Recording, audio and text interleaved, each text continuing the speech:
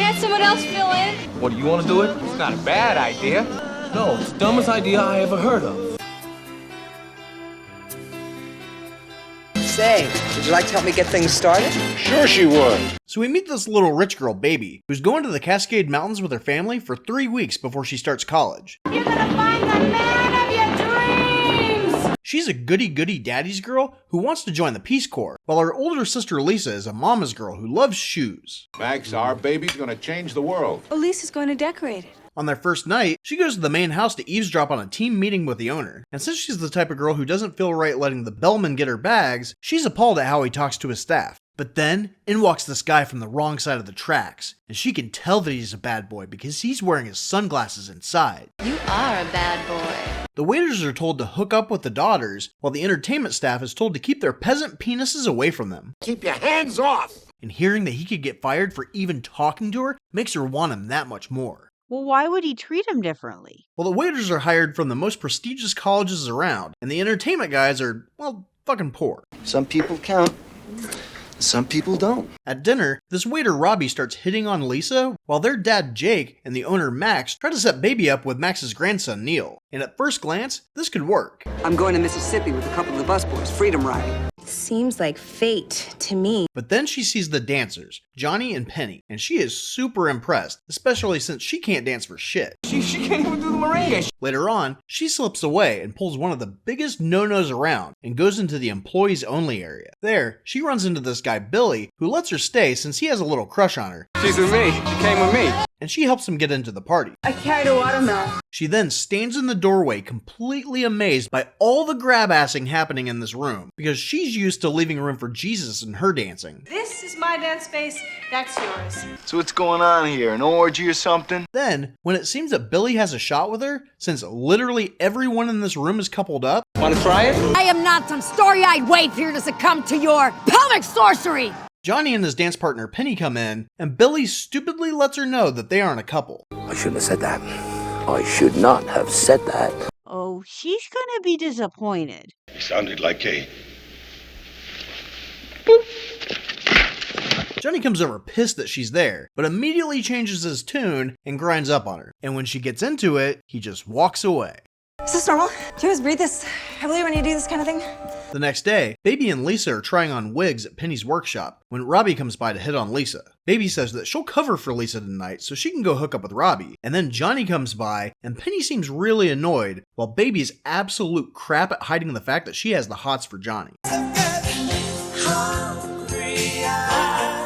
She asks Penny about her dancing, and she's like, "It's the only way I survived after my mom kicked me out as a kid." And Baby's like, "Oh my god, I am so jealous of you being homeless as a teenager." So Penny rightfully thinks that Baby's a moron. Baby, is that your name? Because it sounds suspiciously made up. What's your real name, baby? Francis. Francis. That night, she sees Johnny dancing with a chick that's known for sleeping around with the staff when Neil comes up to him and says that Penny's missing. And then Neil tells Baby that they're going for a walk, and her dad's like, "Hell yeah, my daughter should totally hit that." While they're out, they see Robbie berating Lisa for not putting out. For some reason, Neil, who knows his grandpa wants the waiters to keep the daughters happy, Even the dogs. has no problem with one of the waiters trying to pressure one into sex. Especially considering that Baby's family are his grandpa's special guests. If it were not for this man, I'd be standing here dead. Instead, they go to raid the pantry, where Baby sees that Penny is having a convulsion trying to keep Neil from hearing her crying. So Baby gets him to take her back to the main house and tells Billy about Penny, who tells Johnny, and they run to help her. Baby goes with him just in case Neil shows up, but she just has to butt in, and Billy lets her know that Penny's gonna have a crotch goblin. Stay out of it, baby. She asks what Johnny's gonna do, and he gets all butthurt because she assumed he's the one who knocked her up. But she might have just been asking what he's gonna do like right now, considering the fact that she's crying in the kitchen instead of doing her fucking job. And the answer to that is to take her back to their piece of shit cabin and have 3 people not do their jobs. As long as it's not an all-night break.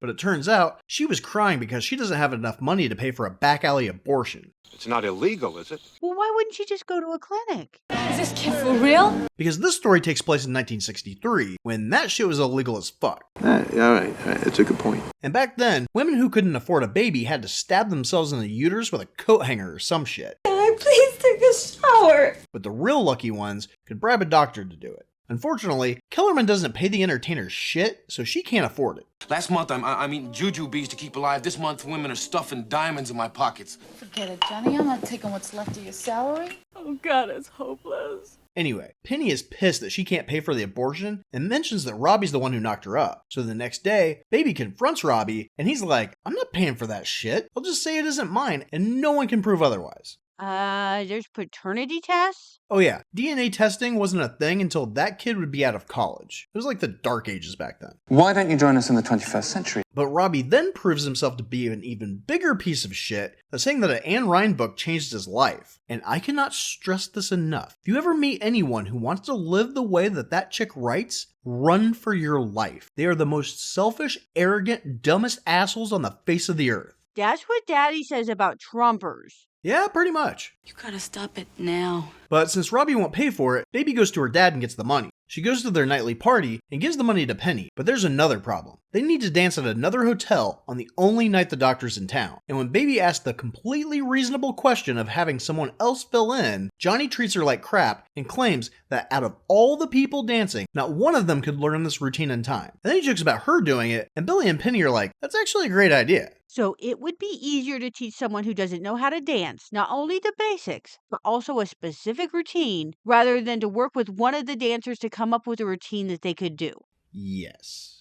And his reasoning is that the other dancers wouldn't have enough time to learn the new routine, but somehow the lead dance instructor can carve out enough time to teach someone who doesn't know shit. I'll give you about a 50-50 chance. You're pretty awkward. So Johnny spends like every hour he's not working teaching Baby to dance, but he needs to teach her lifts, so they go to leave. But he locked his keys in his car, and instead of seeing if any of his coworkers could help, this dude that just revealed that he's broke as hell immediately breaks his own car window so he can take her to a river. You know, the best place to practice lifts is in the water. He makes her dance on a log to learn balance, and then gets her to try lifts, but she never really gets him down. But they do get some flirty time in the water. Is that your idea of fun? On Thursday, Baby's nervous about dancing in front of people, so she goes to talk to Penny, who's about to have an illegal surgery in a dirty cabin tonight. They run into this old woman who has a bunch of wallets in her purse, and neither one of them thinks it's weird, but they kinda do have other stuff on their mind. I'm so scared, babe. So when Baby's doing the dance with Johnny, she pushes out on doing the lift, but you would never be able to tell. She wouldn't do anything stupid, would she? So overall, it seems like everything worked out great, but when they get back, Billy tells them that the doctor used dirty tools on Penny and no painkillers. This'll only hurt for a minute. You've got Blue Cross, right? That's barbaric. I know. And these days, a chick can just take a pill and bam, that little parasite is gone. This is magic. Absolute magic. It's not illegal, is it? I mean, it's still legal now. I hate the government just as much as anyone, but you're being a little paranoid. You're not a doctor. You don't make that decision. They can't take her to a hospital because they'll call the police. So Baby gets her dad to take care of her. Yeah, it takes a real saint to ask Daddy. He specifically asks who's responsible for her, and Johnny says he is. And then Johnny's surprised that Jake thinks he's the father. You didn't see that coming? Her dad yells at her for hanging out with these classless, abortion-having poor people, so she goes to Johnny's room. So naturally, after seeing one of the worst outcomes of having unprotected sex, they bang. Do you have a plan B? I'm limited by the technology of my time. That's a no? Yeah, that's a no. The next day, her dad's ignoring her, but paying attention to Lisa, in what must be the first time in her life by the way she acts. He listens when I talk now.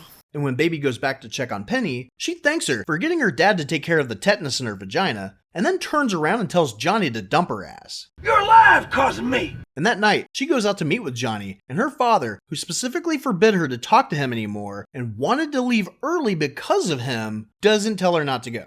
So she keeps meeting up with Johnny, but hides when she thinks her dad will see him. And this pisses off Johnny. I don't see you running up to Daddy telling him I'm your guy. But considering that her father could get him fired, and they were in the middle of a conversation about him needing this job, it really doesn't make sense. Don't pretend you thought this through. I know you didn't. You could not have possibly thought this through. Later on, they both end up going to Penny's. Like Rusty Vag doesn't have more important things going on than their melodrama. I mean, children talking about their little problems.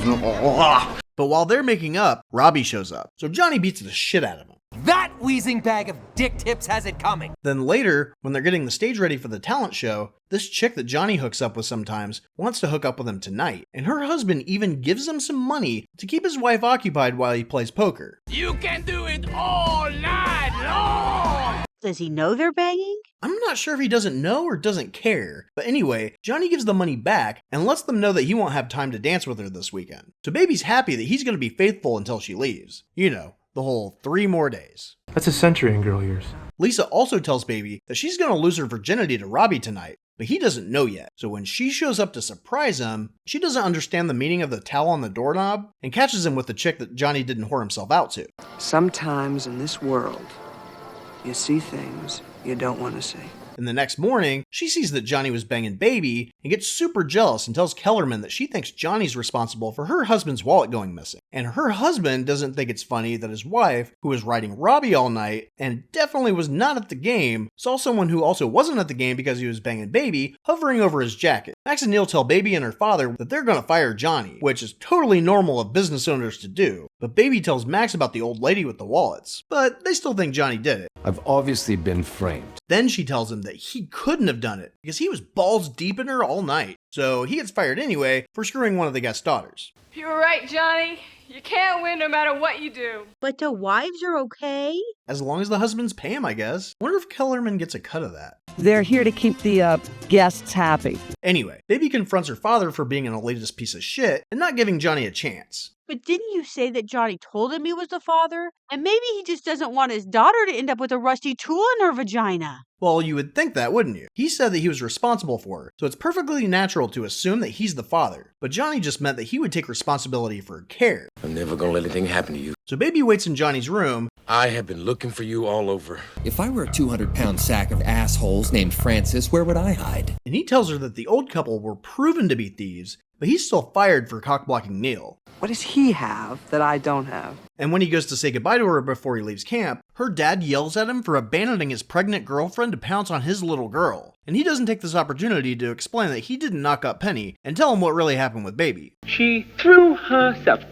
yes, that's right, threw herself at me. And again, Johnny is insulted that he thinks he's the father because he's not, and his pull-out game is strong. Just ask Baby. 60% of the time, it works every time. So at the celebration for the last night, Jake goes to give Robbie some money because I guess neither one of these teenage girls complain about him being an asshole, but luckily, he's a dipshit who admits to knocking up Penny, so Jake takes the money back. Just where do you get off telling me what's right? And while the party's starting to wind down, Johnny shows up and drops the most iconic line of all time. Well, according to some people. Nobody puts Baby in a corner. Metaphor. Sorta. That's not a metaphor. It's a metaphor. No, she's literally in a corner. That's stupid. Oh, you just don't know a classic when you hear it. So he takes her up on stage for the last dance of the season. And now with this new confidence, she can do it all perfectly. But then how did she know how to do it? He's the boss on the dance floor if nowhere else. She even does the lift, and as the song's almost over, the dancers start getting the guests to dance. Jake admits that he was wrong about the completely reasonable misunderstanding and tells Baby that she's a good dancer. And Max even likes the new music, and as he was complaining about the camp getting out of style, so he may even be open to giving Johnny his job back. Max, to close the place down first. And just think, none of this would have happened if Penny would have just had access to proper health care. Now I had the time of my life. And I owe it all to you. Is that good for you? I'm scared of never feeling the rest of my whole life the way I feel when I'm with you. Just remember. And you always told me if someone was in trouble, I should try to help. Look, I know these people, baby. They won't listen to me. They're mean. Come here, lover boy. Baby. So it all seems to be ending. Let's get out of here.